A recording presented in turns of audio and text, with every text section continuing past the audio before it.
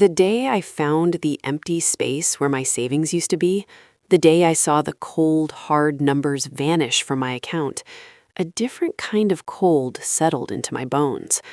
I remember the air conditioning blasting in my condo, but all I felt was ice.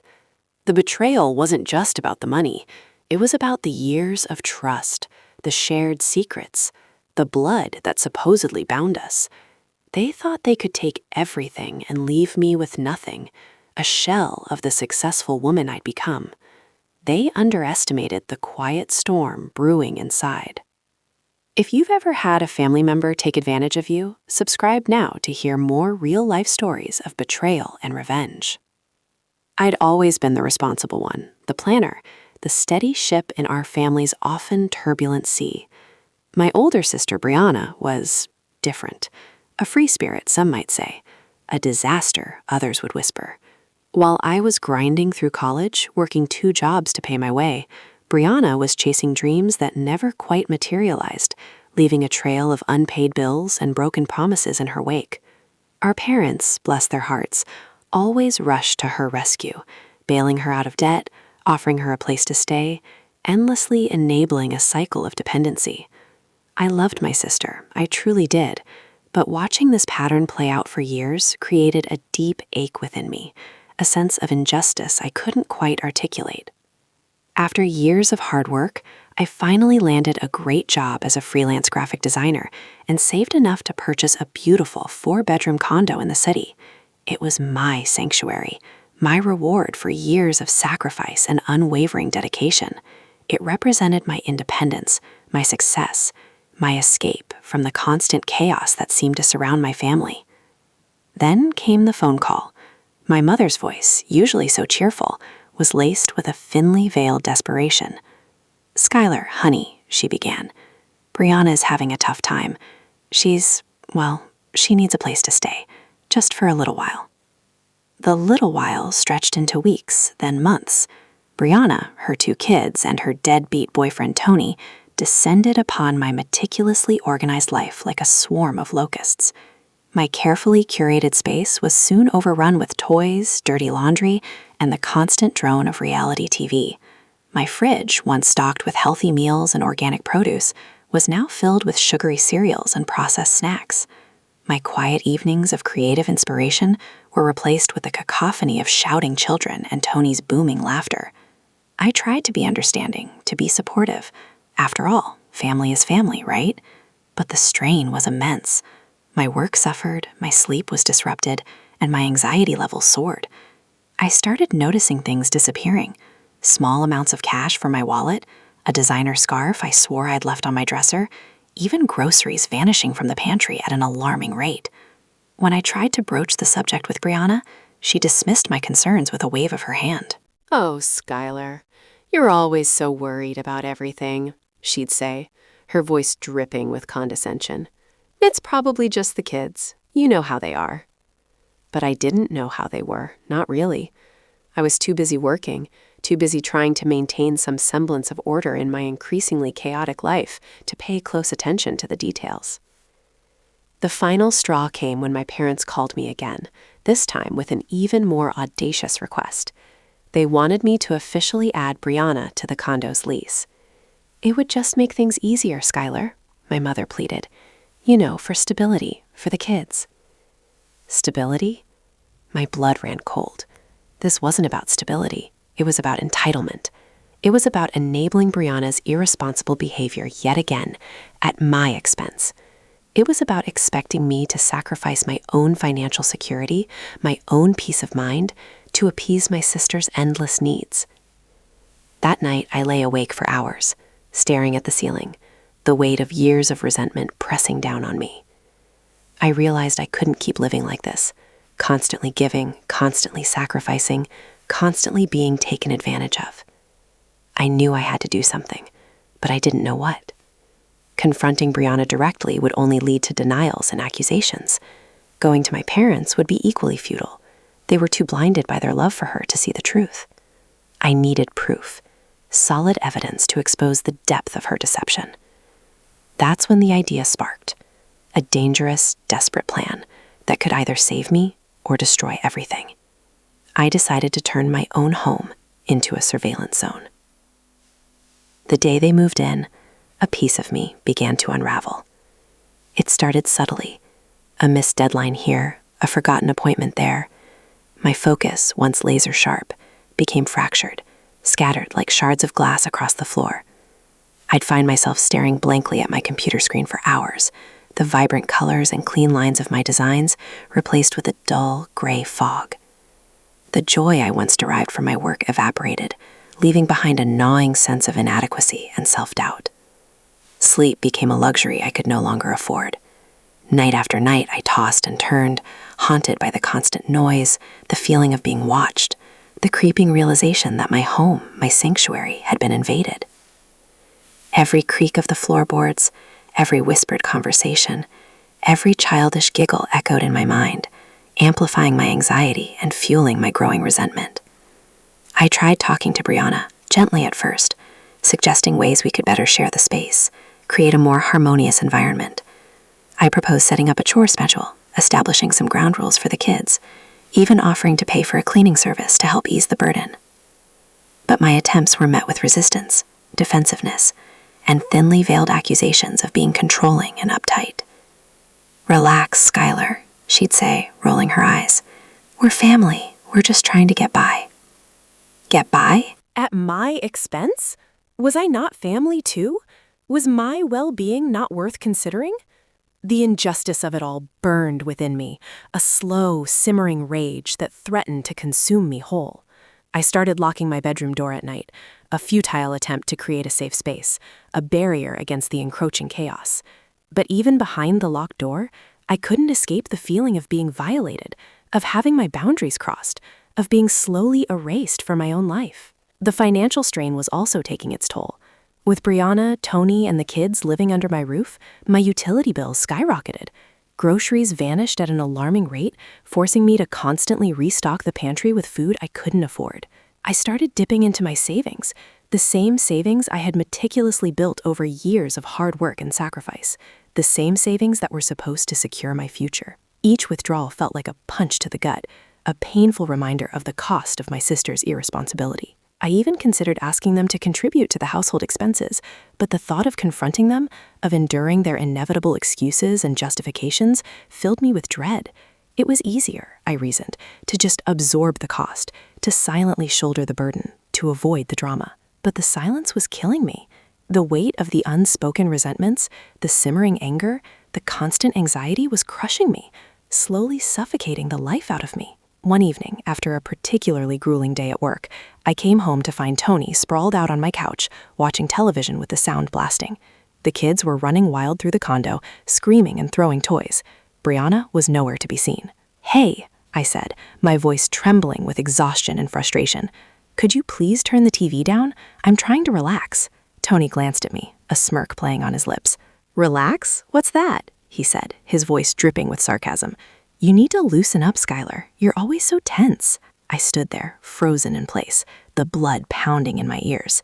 It wasn't just the noise or the mess or the financial strain, it was the disrespect, the condescension, the blatant disregard for my feelings. It was the realization that they had no intention of leaving, that they were perfectly content to leech off of me indefinitely.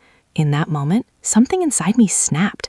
The quiet, responsible, accommodating Skylar disappeared, replaced by a cold, calculating rage. I knew I couldn't continue living like this. I knew I had to fight back, to reclaim my life, to protect myself from being completely destroyed. But I also knew that confronting them directly would be futile. They would deny everything, manipulate the situation, and ultimately paint me as the villain. I needed a plan, a strategy, a way to expose their deception and reclaim my power without resorting to violence or confrontation. And that's when the idea started to form, a dangerous, desperate plan that could either save me or destroy everything. I decided to turn my own home into a surveillance zone, to document their every move, to gather evidence of their deceit, to build a case that would be irrefutable. It was a risky move, one that could easily backfire, but I was desperate. I had nothing left to lose. The surveillance system was surprisingly easy to set up. A few strategically placed cameras, hidden in plain sight, A bookshelf, a potted plant, a strategically angled mirror, and a discreet recording device tucked away in my closet. I told myself it was for protection, for evidence, for the eventual confrontation that I knew was coming. But deep down, a part of me felt like a voyeur, a trespasser in my own home. The first few days were uneventful. I watched Brianna and Tony go about their daily routines, sleeping in until noon, watching TV, ordering takeout, occasionally venturing out to run errands or meet up with friends. The kids, bless their hearts, were mostly well-behaved, though their endless energy and insatiable curiosity often led to minor mishaps and messes.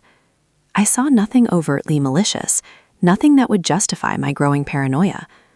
But beneath the surface of their seemingly normal behavior, I sensed a current of entitlement, a subtle arrogance that fueled my simmering resentment.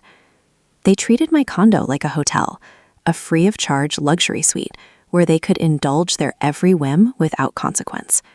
They left dishes piled in the sink, clothes strewn across the floor, and toys scattered throughout the living room, expecting me to clean up after them. They raided my pantry and refrigerator, consuming my food and drinks without asking, rarely bothering to replace what they had taken. And they monopolized my television, my internet, and my living space, showing little regard for my privacy or my comfort. As the days turned into weeks, the surveillance footage became a chronicle of their slow, insidious takeover of my life. I watched them laugh, argue, and make plans, all within the confines of my home, all at my expense. I saw Tony flirt with other women online, Brianna gossip about me to her friends, and the kids rummage through my personal belongings when they thought I wasn't looking. Each new revelation chipped away at my sanity, fueling my anger and solidifying my resolve to take back control. But the real shock came one ordinary Tuesday afternoon. I was at work, hunched over my computer, trying to meet a looming deadline, when my phone buzzed with an alert from my surveillance system. Motion detected in the master bedroom. My heart pounded in my chest as I clicked on the live feed, my hands trembling with anticipation and dread. What I saw next sent a jolt of ice through my veins. Brianna was in my bedroom, rummaging through my jewelry box. At first, I assumed she was just borrowing something, as she had done countless times before. But then, she pulled out my grandmother's necklace, a delicate gold chain with a small diamond pendant, a family heirloom that was priceless to me. She held it up to the light, admiring its sparkle, before carefully unclasping it and slipping it into her purse. I watched in stunned silence as she continued to rifle through my jewelry box, selecting a few more pieces, a pair of earrings, a bracelet, a ring, before zipping up her purse and leaving the room. The audacity of it, the blatant disregard for my property, the casual theft of my most cherished possessions, it was too much to bear. I felt a surge of rage so intense that I thought I might explode. My vision blurred, my hands clenched into fists, and a guttural scream escaped my lips. I slammed my laptop shut, knocking over my coffee cup and sending a spray of hot liquid across my desk. My coworkers stared at me in alarm, but I couldn't bring myself to care. I had to get home. I had to confront Brianna. I had to make her pay for what she had done. But as I stormed out of the office, a chilling thought crept into my mind. What if she wasn't just stealing jewelry? What if she was taking something else, something far more valuable? I raced home, my mind racing with possibilities, each one more terrifying than the last. When I arrived, the condo was eerily quiet. Brianna and the kids were gone, and Tony was nowhere to be seen. I rushed into my bedroom, my heart pounding in my chest, and threw open my closet door. I scanned the shelves, the drawers, the corners of the room, searching for any sign of foul play. And then I saw it, the empty space where my savings account statements used to be. I frantically searched for them, tearing through the closet, tossing clothes and shoes onto the floor, but they were nowhere to be found. A wave of nausea washed over me as I stumbled to my desk and logged into my bank account. And that's when I saw it. The cold, hard numbers vanish from my account. A different kind of cold settled into my bones. The betrayal wasn't just about the money. It was about the years of trust, the shared secrets, the blood that supposedly bound us. They thought they could take everything and leave me with nothing, a shell of the successful woman I'd become. They underestimated the quiet storm brewing inside. I sank to the floor, defeated, broken, utterly alone. The weight of the world pressed down on me, crushing my spirit, and extinguishing the last flicker of hope. I wanted to scream, to cry, to lash out, but I was too numb, too exhausted, too empty. I lay there for hours, staring blankly at the ceiling, lost in a sea of despair. The sun began to set, casting long, ominous shadows across the room. The darkness crept in, enveloping me in its cold embrace, mirroring the darkness that had taken root in my soul. I felt like giving up, like surrendering to the pain, like simply fading away into nothingness. But then a tiny spark ignited within me, a stubborn ember of defiance that refused to be extinguished. It was a whisper at first, a faint voice in the back of my mind, reminding me of who I was, of what I had accomplished, of what I was capable of. I am Skylar, I thought to myself. I am strong. I am resilient. I will not be broken. The anger returned, not the blind, destructive rage that had consumed me earlier, but a cold, calculating fury that fueled my resolve. They may have taken my money, my jewelry, my peace of mind, but they would not take my spirit. They would not break me. I would make them pay. I would expose their lies. I would reclaim my life. I stood up, my legs shaky, but my determination firm. I wiped away my tears, straightened my shoulders, and took a deep breath. The old Skylar was gone, replaced by someone new, someone harder, someone colder, someone who was ready to fight back. I walked over to my desk, opened my laptop, and began to type. The plan had begun. The plan started with the cameras. I upgraded the existing system, adding audio recording capabilities and cloud storage. I needed everything documented, time-stamped, and securely backed up off-site. I consulted with a friend who worked in IT security, someone I trusted implicitly. I told him I suspected a home invasion and needed to bolster my defenses. He didn't ask questions, just offered his expertise, helping me configure the system for maximum coverage and security. I learned about motion sensors, infrared technology, and data encryption. I became obsessed with surveillance, poring over technical manuals and online forums, determined to become an expert in my own right. The next step was to gather evidence, to build an airtight case against Brianna and Tony. I started meticulously reviewing the existing footage, cataloging every instance of theft, deception, and manipulation.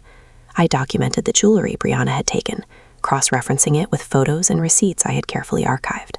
I tracked the withdrawals from my bank account, noting the dates, amounts, and locations of each transaction. I even hired a private investigator, a discreet professional who specialized in financial crimes. I provided him with the surveillance footage, the bank statements, and any other relevant information I could find. He was skeptical at first, hesitant to get involved in a family dispute, but when he saw the evidence, when he realized the extent of their betrayal, he agreed to take the case. He started digging into their financial history, tracing their assets and uncovering a pattern of debt, fraud, and reckless spending. It turned out they were deeply in debt, owing money to creditors, landlords, and even some shady characters I didn't want to know about. They saw me as their meal ticket, their last chance to avoid financial ruin. As I gathered more evidence, I realized that their deception went far beyond simple theft. They were actively manipulating my parents, poisoning their minds against me and isolating me from my family. Brianna would call my mother, feigning distress, complaining about my controlling behavior and my lack of support. She would exaggerate my flaws, twist my words, and paint me as the villain in their sob story. Tony would chime in, reinforcing her narrative, playing the role of the concerned husband, the victim of my supposed animosity. My parents, blinded by their love for Brianna, readily accepted their version of events, growing increasingly distant and critical of me. I knew I had to expose their lies, to reveal the truth to my parents before they completely turned against me. But I also knew that confronting them directly would be a mistake. They would deny everything, manipulate the situation, and further alienate me from my family.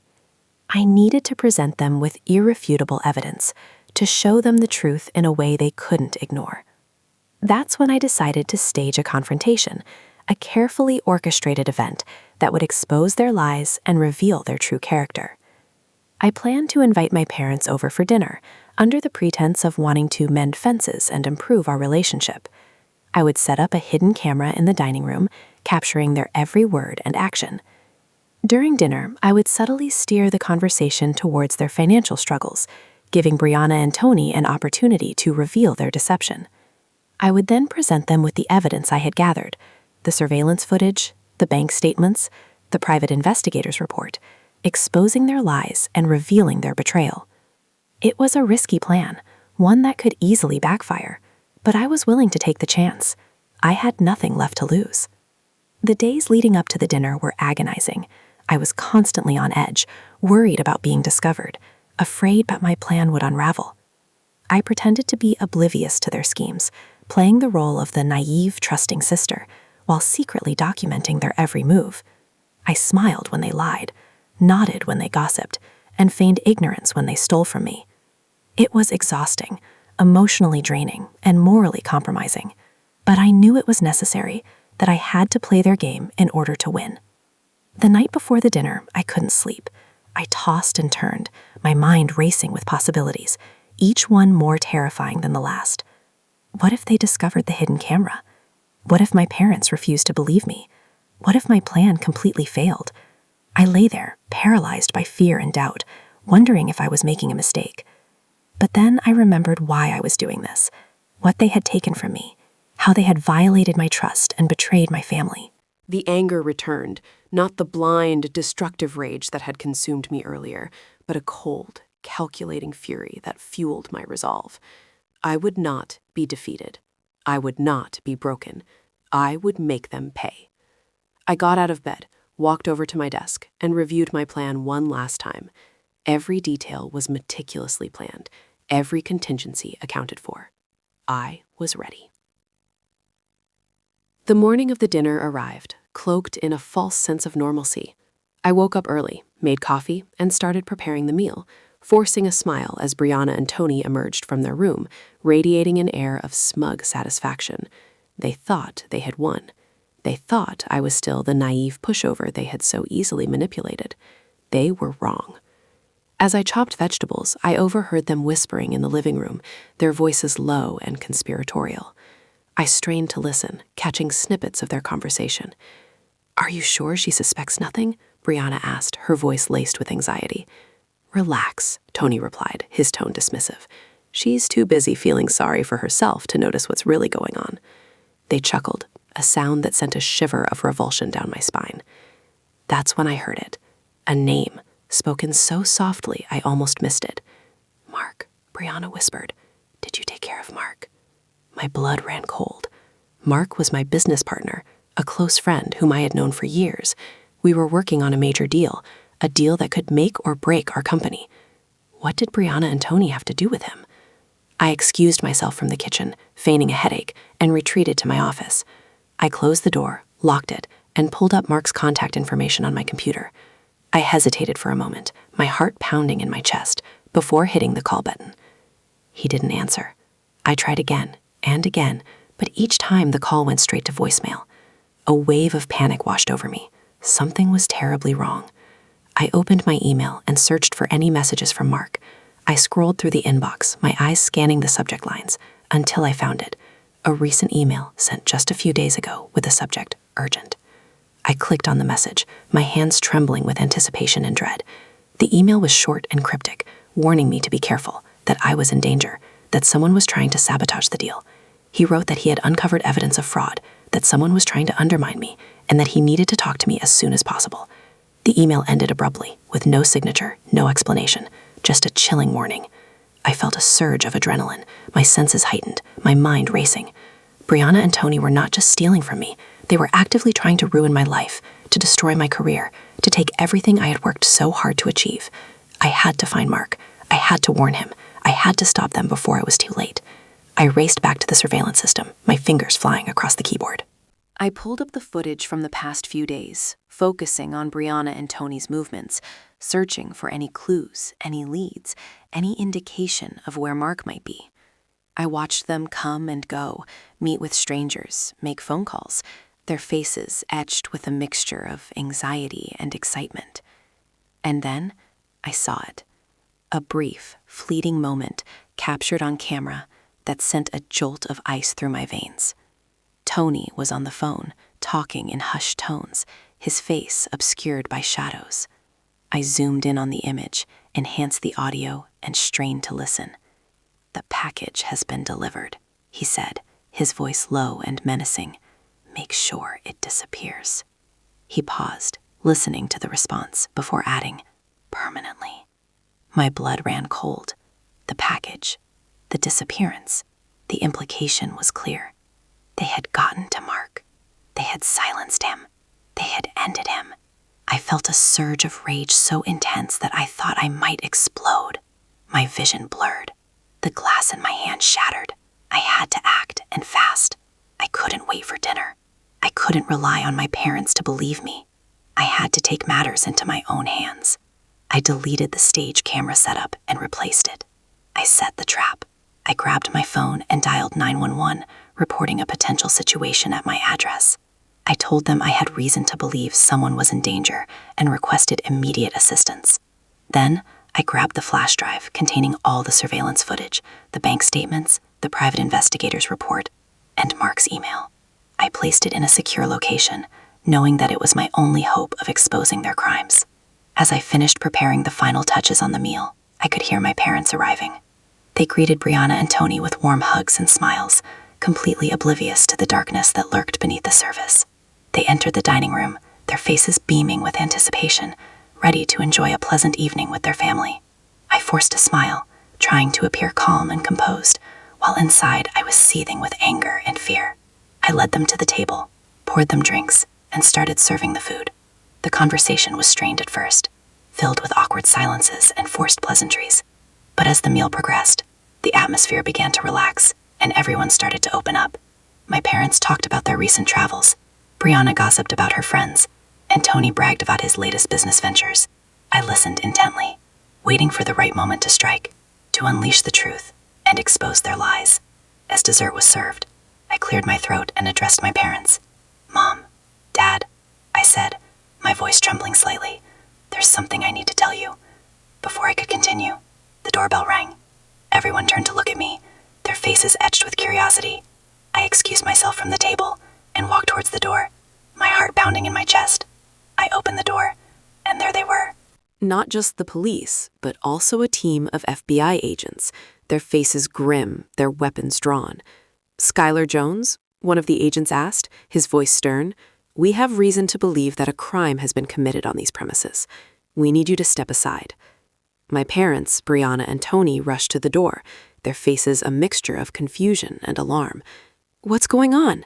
my mother asked, her voice trembling. The agent ignored her and turned to Tony. "Tony Miller, you are under arrest for suspicion of conspiracy, fraud, and the unaliving of Mark Olson." The room went silent. Tony's face turned ashen. Brianna gasped. My parents stared at me in disbelief. The final act had begun.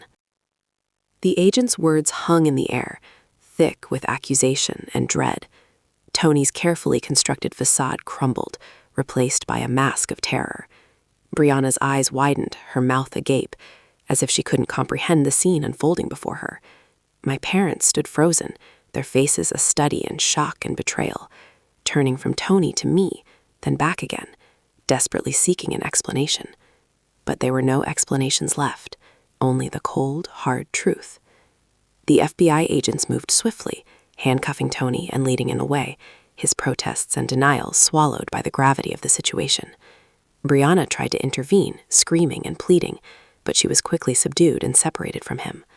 My parents watched in stunned silence as their beloved son-in-law was taken into custody, their dreams of a happy family shattered into a million pieces. The police officers remained behind, securing the scene and questioning everyone present.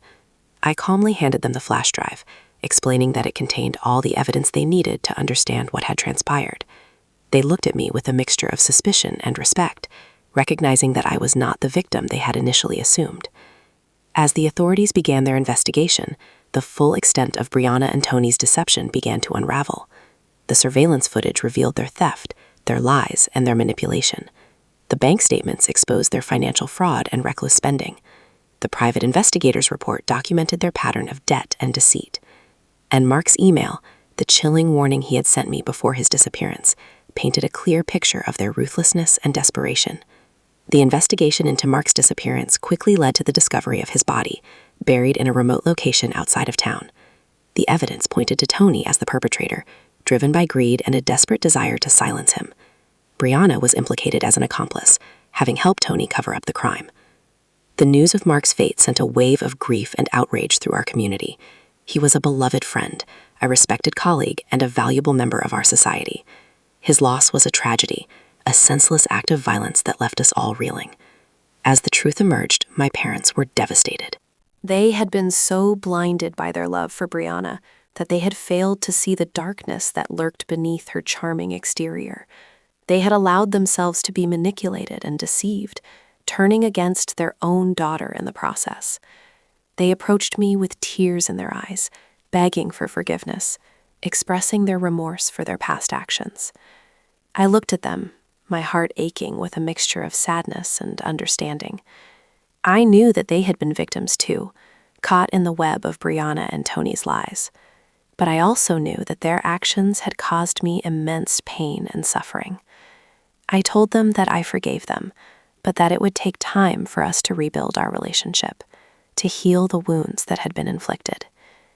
In the end, justice was served. Tony was convicted of Mark's unaliving and sentenced to life in prison. Brianna was found guilty of conspiracy and fraud and received a lengthy prison sentence. Their lives were ruined, their reputations tarnished, their dreams shattered. They lost everything. And I just smiled. The anger that had consumed me for so long finally began to subside, replaced by a sense of peace and closure. I had reclaimed my life, exposed their lies, and brought them to justice. It was over. I moved on, rebuilding my business, reconnecting with my friends, and rediscovering my passion for life. The experience had changed me, hardened me, but it had also made me stronger and more resilient. I learned that trust is a precious commodity, that betrayal can come from the most unexpected places, and that revenge, while not always sweet, can sometimes be necessary. Revenge isn't sweet. It's necessary. Would you have done the same? Let me know in the comments. Subscribe for more justice.